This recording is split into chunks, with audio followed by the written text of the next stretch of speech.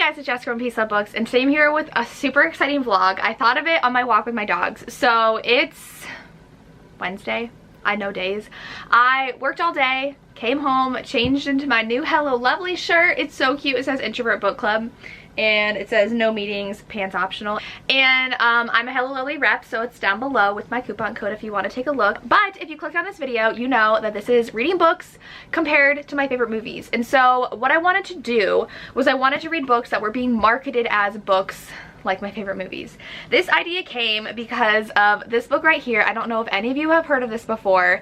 I never knew about this author or this book until my JR Award signing I went to last year in September, and that was Readers on the River. Elizabeth Naughton was supposed to be there, and so my sister and I went to Half Price Books in the summer and got some books by the authors that were going to be there so we could read them, and this was one of them. Unfortunately, she ended up canceling and not being able to go to this signing, so I never ended up reading this. My sister did. I think my sister read like 3 different books leading up to the signing, and all 3 of those authors ended up canceling, and I felt really bad. But the reason why I was drawn to this is because on the cover it says, if you like Indiana Jones and Romancing the Stone, you'll love Naughton's dazzling romantic adventure.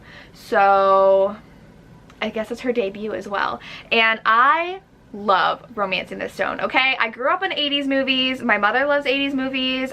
Top Gun, The Goonies, Die Hard, Lethal Weapon, anything Sylvester Stallone, like that's what we loved. And Romancing the Stone was a classic. I still quote it today, and I love it. She's a romance writer, Joan Wilder, and she ends up going to visit her sister because her sister's in trouble, and meets Jack, and romance ensues. People are trying to kill her because she's got this map that her sister sent her, and it's just like a whole fun time, and I loved it. And this is compared to that, and so of course my sister and I are like, well duh, we're gonna read this. And I don't remember what my sister gave it, but I'm very excited. I already started the audiobook. That's why I got this idea, because I was looking for an audiobook to listen to, because I was DNFing the one I was currently reading, a historical romance. I was just super bored with it, so now I'm listening to this, and there's definitely some adventure. I think it was the prologue. She was like caving, and like in a cave, going down deep, find something, and there's people that showed up that might try to kill her. So we do have a love interest as well, and I think he's like he's on a mission. I think he's like trying to seduce her for a reason. I have no clue. I was like, am I missing something? Yeah, I think he's seducing her to take something. So it says that then he leaves. So I think they're gonna have a night together, and he's gonna take what she found, and she's gonna go after him, and I think they're gonna fall in love. So it sounds really good. I love Romancing the Stone, so of course I have to read this. And then I'm also gonna listen to, I didn't know if I wanted to or not, but this is the one that like perfectly fits this prompt, and that is gonna be, it's not That Kind of Guy, is it? Andy J. Christopher's first book. I had it, and then I gave it away in a giveaway with like a stack of books of romances because it got really bad reviews, so I wasn't gonna read it, but it was constantly referred to as a gender swapped How to Lose a Guy in 10 Days. Hey guys, so I know I said I was gonna read Andy J. Christopher. I'm not anymore. Does my hair look okay? I remembered after filming that clip that I had read the first 20 pages of that book when I had an arc of it and DNF'd it because I hated the writing so much. So I don't want to get in a reading slump, especially because I'm working and it's taking me a lot longer to read books, and there's no audiobook for that book through my libraries. So I've researched, found a new book that I think you guys will be excited for. I'm going to be reading, it's YA, but I'm going to read Tweet Cute by Emma Lord. This one has been compared to You've Got Mail, and I remembered there was a book that came out compared to You've Got Mail, but I couldn't remember. And then I remembered that it was this book, and it doesn't say anywhere on the cover, but it keeps on talking about how it's a rom-com.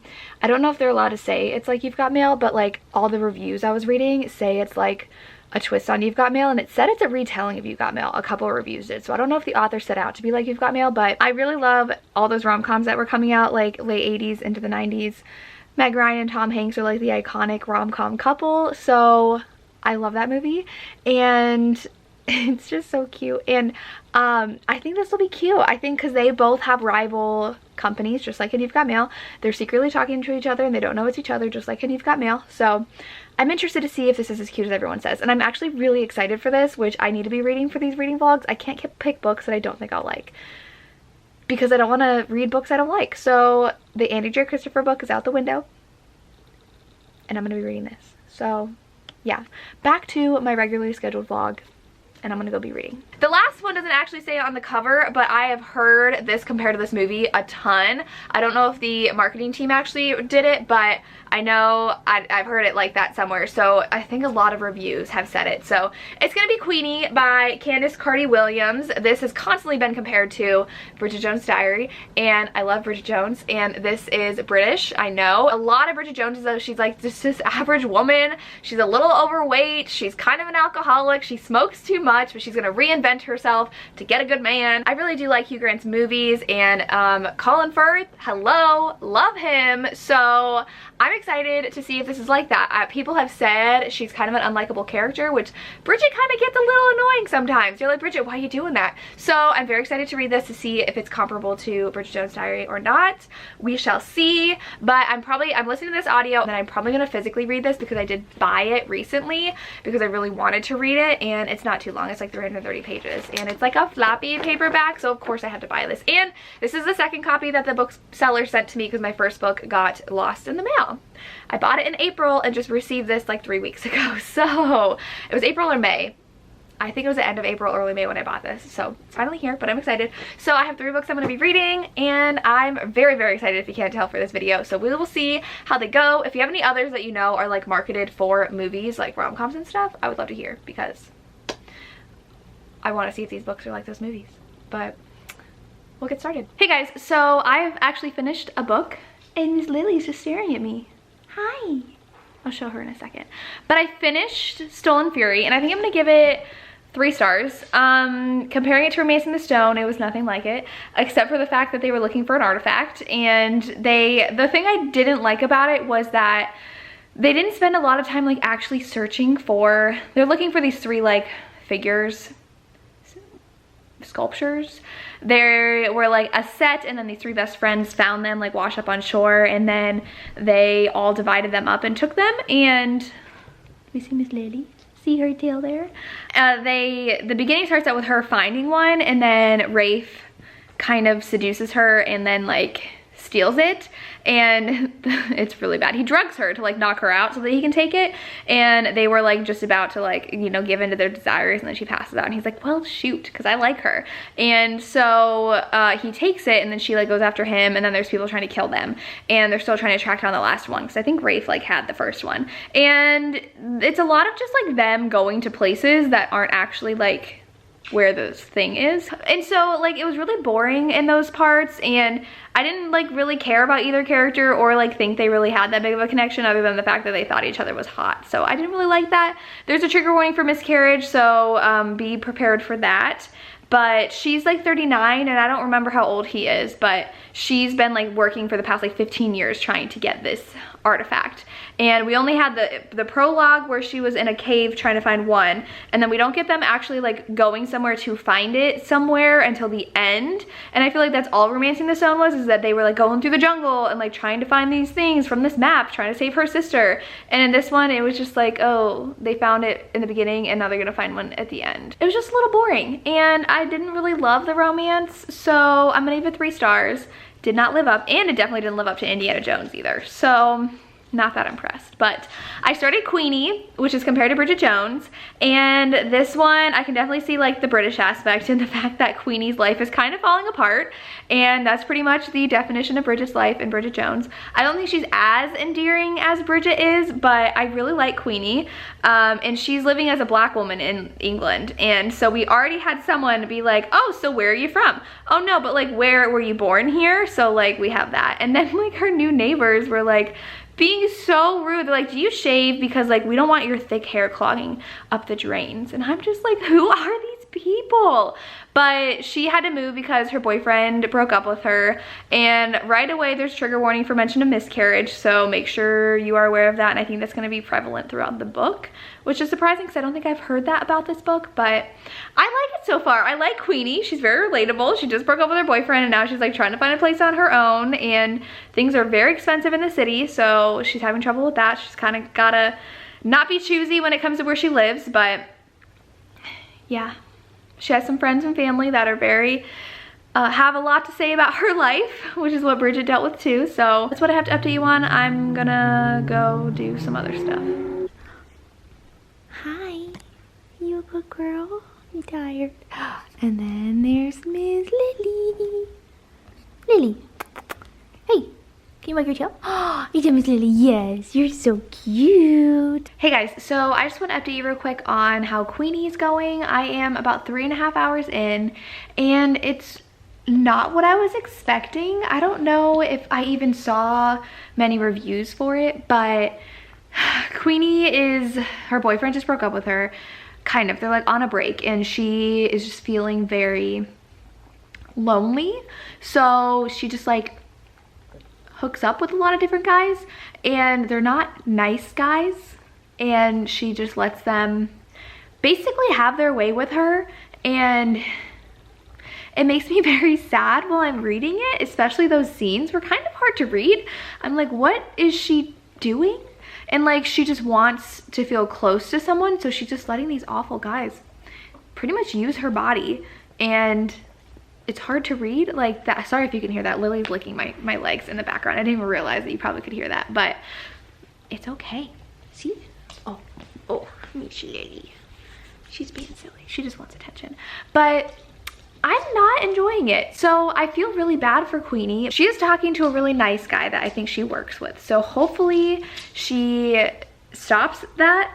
I'll go ahead and tell you, the opening scene, Queenie figures out that she had a miscarriage, and she had no idea she was even pregnant. She had already had some sort of like birth control like implant thing, and her boyfriend decides they want to break, so she never tells him about it, and she's kind of like trying to deal with that too.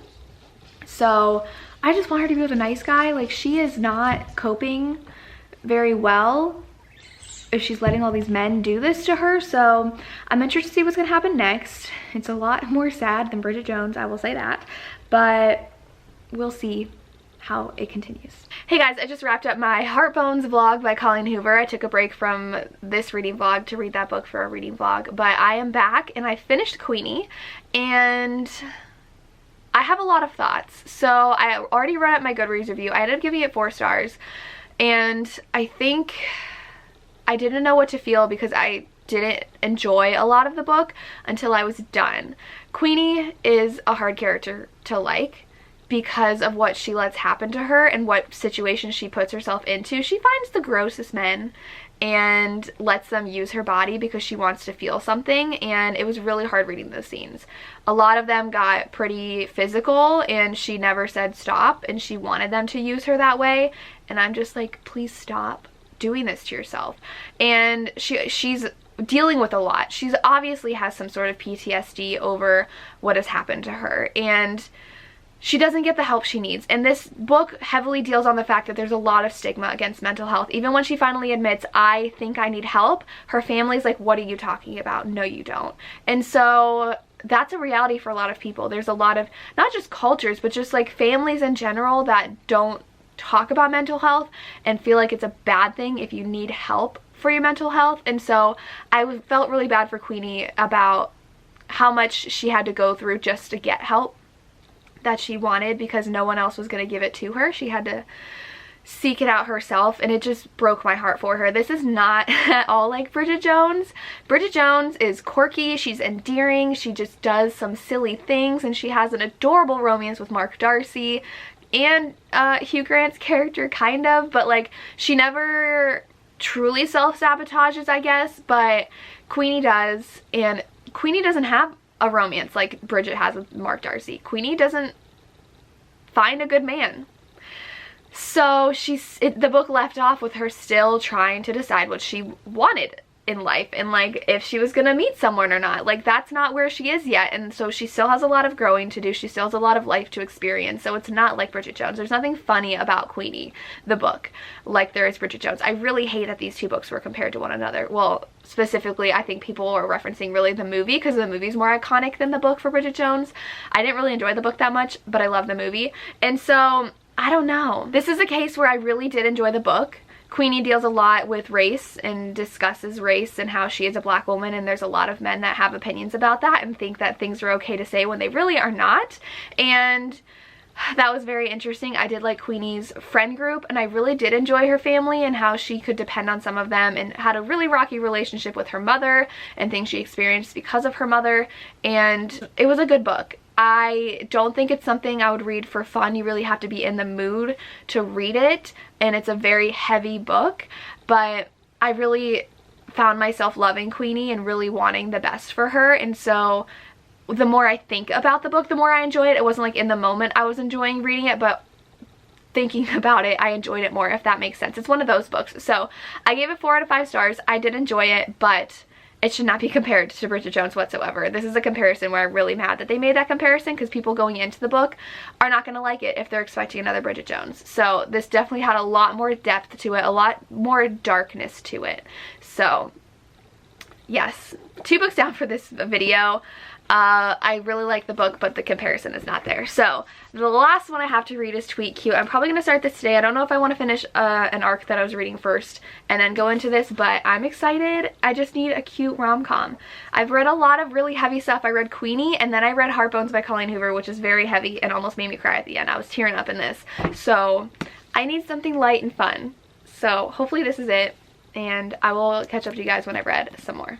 Is that Miss Lily? She's tired. Oh, and Miss Darcy. Hi. Hi. Why are you so cute? What? Hey guys, so it is Tuesday. I'm here with my baby who just wants to scratch her head. Brr. It's okay. And I worked all day today. Yesterday was Labor Day, so I had it off. But I worked all day today and then came home and mowed the lawn. Anyways, I did already post my reading vlog for Colleen Hoover's book, so that's up. That's why I had to take a break from this vlog for. But I'm reading Tweet Cute, and it's really, really, really cute. I think it's adorable, and I like it. They're not, like, actually enemies. So, like, in You've Got Mail, they, like, really don't like each other, and that's because he's kind of insufferable towards her. Especially, like, when they're going on their date. When she's, like, waiting for him at, like, that like coffee shop or something, and with the book and the rose, and like he walks in, he's like super mean to her about it, even though it was like him meeting her there. That's not in here. So they figure out pretty early on that they're behind the tweets, and they like agree to continue the tweets because it's doing really well business for Jack's family. And I don't even know if I talked about the premise of this book. They both are children of like feuding burger places, and Jack's is super small and Pepper's is like a franchise now, and they kind of steal the Jack's family's recipe for his grilled cheese. So he like tweets about it, and then it becomes like viral, and they're both in charge of their parents' Twitter accounts, which I think is not a good idea considering what happened with Entangled Teen recently. The like owner of that's daughter was running their account and was saying some really bad things. So don't let your children run your social media accounts. But it was on TikTok, I think, for that one.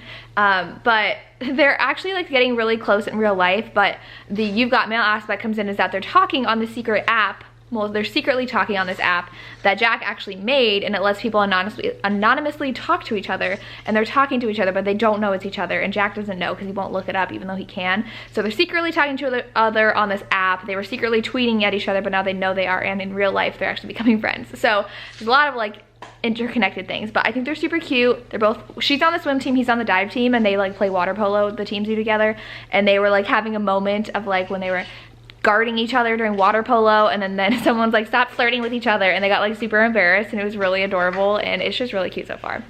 I'm liking it, so I'm gonna keep on reading. Miss Darcy just wants me to cuddle, don't you?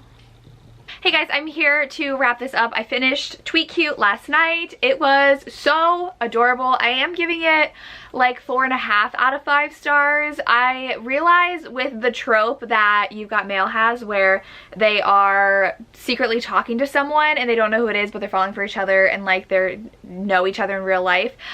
I don't like it when one of them has an assumption or someone they're hoping it is, and it's usually like the popular person. This didn't happen in You Got Mail. They didn't know at all who it could possibly be because it wasn't like a small pool of people, and You've Got Mail was like literally the city of New York. Wasn't that in New York? I think it was in New York.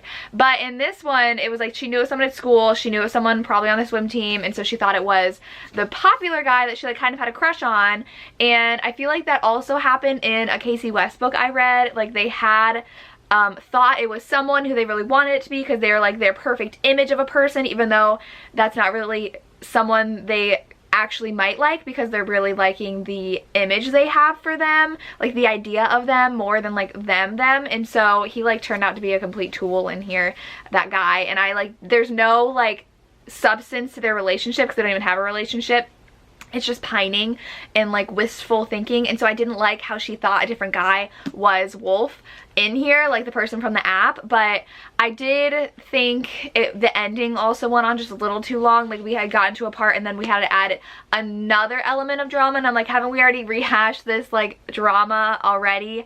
But I did appreciate the wrap up of their families and their family businesses, and like talking to their families about the family business and where they want their futures to go, because I think they're both seniors in high school and they're dealing with interviews with colleges and thinking about what they want to do with their future. And Pepper is very competitive, and she's like, what is the point of my competitiveness, and kind of thinks about that with trying to be the best at school. And I really enjoyed those conversations going on, because I know at least when I was a senior in high school, I thought I had it all figured out, and then I started questioning like, what am I really want to do? I was going into college as a math education major, but I was throwing around the idea of working in publishing, but I knew that really wasn't a reality for me because I didn't want to move, and I knew if I really wanted the publishing jobs that I wanted, I'd have to move to a big city. And so I then was like, do I really want to teach math my whole life? And like, it was a whole existential crisis, right? And that's what you do when you are 17 or 18 and you're in high school and you're wondering if you even want to go to college, what you want to major in, where you want to go, what your future is going to look like. So I appreciated those conversations, and the romance was adorable. It was a lot like You've Got Mail, but less hate in here. Like, they got over their dislike for each other pretty quickly. They didn't really like dislike each other. They were just like getting to know each other, and their relationship was so cute. It was definitely more of like a slow burn, adorable thing, because they like were kind of awkward around each other, and they're like, yeah, our first kiss is kind of awkward, and it was just so adorable. I really love this. 4.5 out of 5 stars. I think it was a really cute comparison to You've Got Mail. Definitely have those kind of vibes with like the layers of how often they're talking to each other. They talk to each other in real life, and then they were tweeting at each other not knowing, and then realized pretty quickly that they were tweeting each other as competition, and then secretly talking on this app and falling for each other and wondering who they were actually talking to. So very, very cute. 4.5 stars.